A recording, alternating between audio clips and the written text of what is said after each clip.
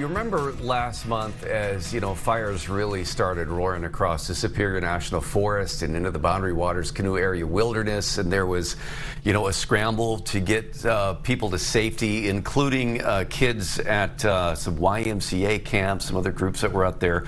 And Camp Widjiwagon really caught a lot of attention for not only how quickly they responded to that, but then what appeared to be a unique way to save some of their historic canoes. It's not unique in the fact that this is a time-honored way to save or store canoes, which was to sink them underwater. Let's bring in our guest now. Ben Hoffman is I think you're the Executive Director of the camp, Ben. Is that the correct title?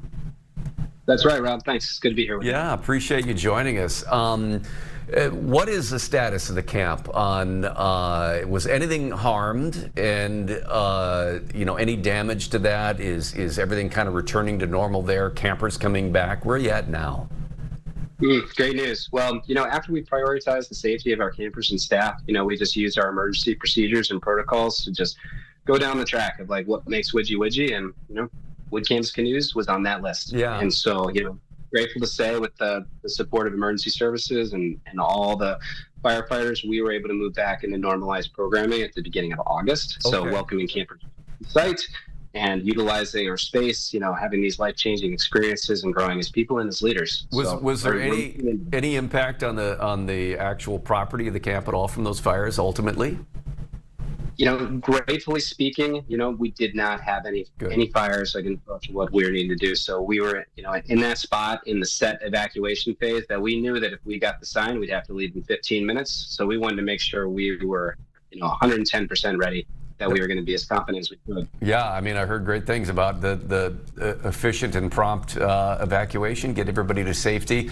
So part of this that caught the attention is of the, some 200 canoes or so, roughly, was it 19? Did I have that number right? That were put, the wood and canvas canoes that were then sunk in the lake to keep them safe by putting rocks in there. And this is actually, a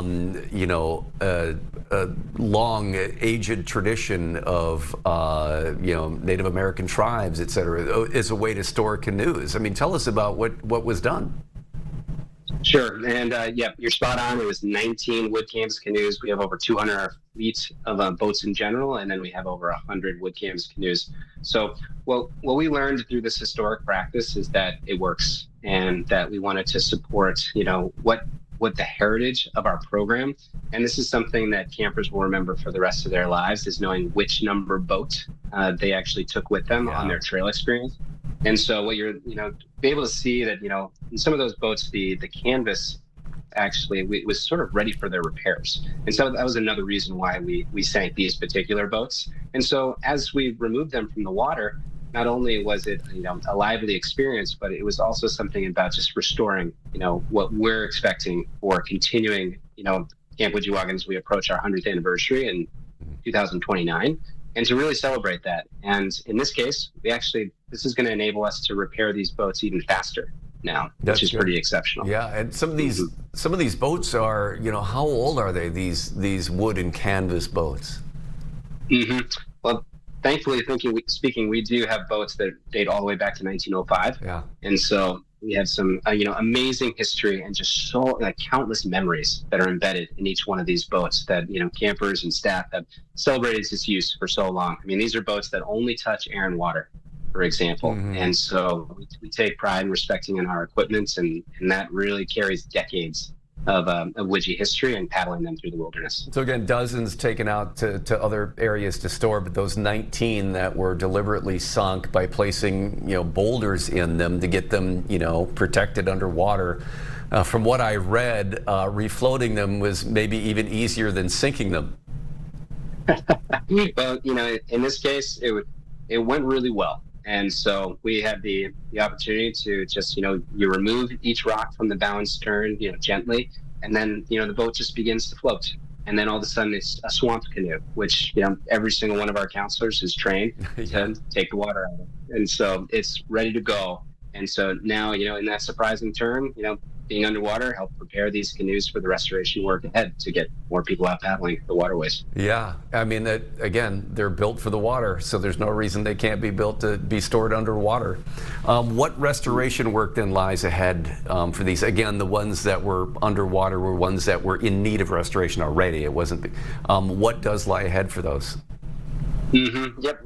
Several areas of restoration work, ranging from removing of the canvas from the boats, as well as, replacing all the, intricate wood as a part of it. So, our ribs, our gunnels, our thwarts, these are different parts of the boats that just thankfully the wood softened. And so removing each individual screw by hand, for example, began that reconstruction process so much faster. So the fact that they were there and safely brought to shore, it kind of brings us to this place where we can continue to move forward to have eventually all of our boats in our fleet, ready to float again. All right. Well, that's great. So glad everything worked well in terms of responding to the emergency situation. So glad that it didn't turn out to be anything that was devastating to the property there. I'm glad to hear that everything's back up and running and the boats are looking good. Thanks for that. Yeah, we've really learned through this, the Widjie's history lives on through the people, the places, the traditions, and these boats that connect generations. And so, as we, continue our recovery through some wildfire impacts to our programming, we just really appreciate the community support on that front. And we just look forward to inviting, more Widjie families, to round out this summer and then in future years as well. All right. Ben Hoffman, Executive Director, Camp Widjiwagon. Thanks for the time today. Appreciate it. Thanks, Rob. Take care. All right. We'll talk to you later.